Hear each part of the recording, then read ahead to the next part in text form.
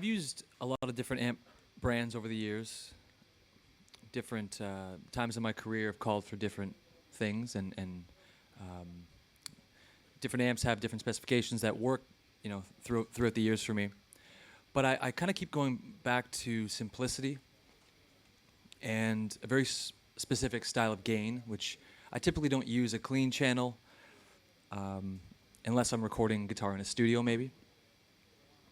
But when I'm playing live, there's a very specific type of gain I'm looking for and a very specific type of feeling I'm looking for in that gain. And I'm finding it's more consistent within the Bad Cat family, specifically the Hot Cat 50, this mod shop head I'm using today.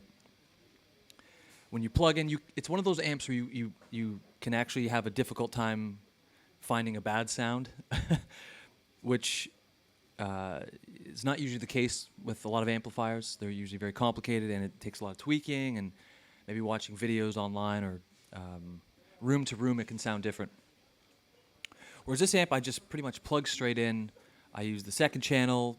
I'll mix between the low and the high gain, the boost, and it's just sort of plug and play ready, which whether it's me doing guitar clinics, my own work, or playing with Mastodon, it's the exact same approach. And that's kind of worth its weight in gold, I'd say. The Purepath DI is sort of this new, wonderful device from Bad Cat. It's sort of a miracle machine. I'm very excited. I have one at the house back in Toronto. And, you know, for me, I live in a pretty small house. I live in a shared house, so there's someone on the other side of the wall, basically. And the biggest step forward for me is integrating the Purepath into my home recording. I think that's kind of changed my life, more or less. You know, we've been A-Bing that between the microphone on the cabinet and just going direct with the Purepath. You know, it's fully analog, completely passive. It has sort of a wonderful EQ section where you can really tune in exactly what you're looking for. And it's not just an EQ section where it's, oh, did I notice something? Maybe. It's very definable. It's quantifiable. So for me, it's sort of it's solving a lot of my problems, not just my own personal problems, but the band I play in now, Mastodon, we're even trying to integrate that into our live show as well to streamline everything and just make life a little bit easier for everybody. And that's sort of what this is. It's a tool to help you through just some of the complications that come with having a loud mic'd amplifier.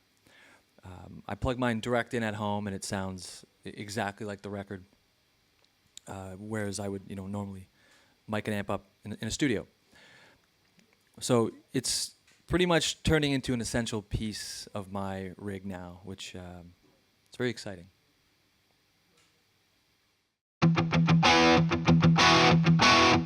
My live setup has been pretty much the same since I started playing live 20 years ago, perhaps. Usually it's just guitar straight into the amplifier. Today I'm using a guitar that's been loaned to me by the wonderful folks at Schecter Japan, so I'm not too familiar with the pickups, but they sound really great. And my setup today is guitar into amp. It's pretty simple. You know, I like using the volume knob a lot, you know, having it clean up to the point where it's super clean like that.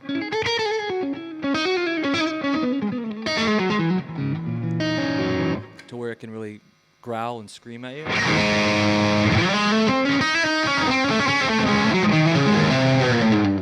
Can kind of cover all that ground, which alleviates a lot of the tap dancing that happens with a great number of pedals. And you know, with my own personal guitar playing and recording and soloing, I try to keep it as clean as possible, as simple as possible. And I've taken that exact same methodology to the stage with Mastodon. You know, we're playing much bigger crowds than I ever played for, of course. Sometimes in the 40, 50, 60, 100,000 capacity. And, you know, having a giant loom snake from a pedal board to the side stage, you can start to get a lot of noise and a lot of just digital artifacts and kind of ugly things start to happen. So I just try to keep it as simple as possible, and this amp has more gain on tap than I think anybody knows what to do with, which I like. I like the option. And recently, Bad Cat released a couple of pedals that are very interesting, which I've been trying out a little bit, see if I want to integrate those in. Today I'm going to use the Siamese drive, which is sort of two clones, or two centaurs thrown into one. And it's just still more of that sweetness, and very, very simple.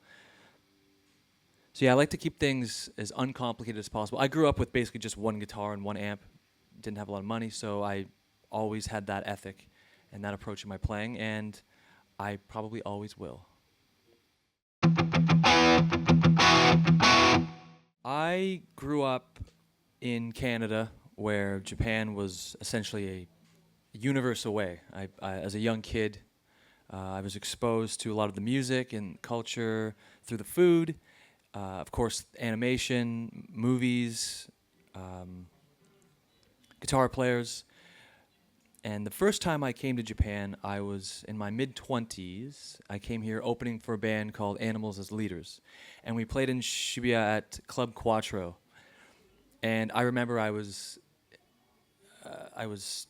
in a dream the entire time. It was a really dream come true for me to get to come here. I remember landing at the airport and taking the train into the city and just staring at the window as the sun was setting and feeling, wow, I'm actually here. This is really cool. Everything is so organized and well put together. Musicians are incredible. Obviously, the food is incredible. No one can argue that.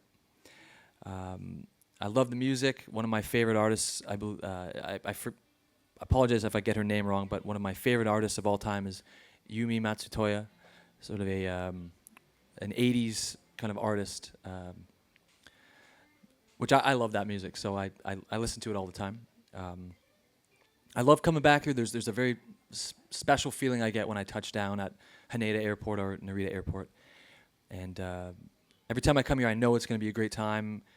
The venue staff is always going to be so sweet, and everything will be just perfection. Now, I'm not sure when the last time Mastodon has played in Japan, but I very much look forward to coming back with the band and playing venues on that level.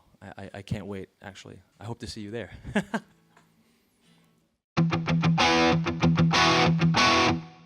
My message to Japan would be, obviously, hello.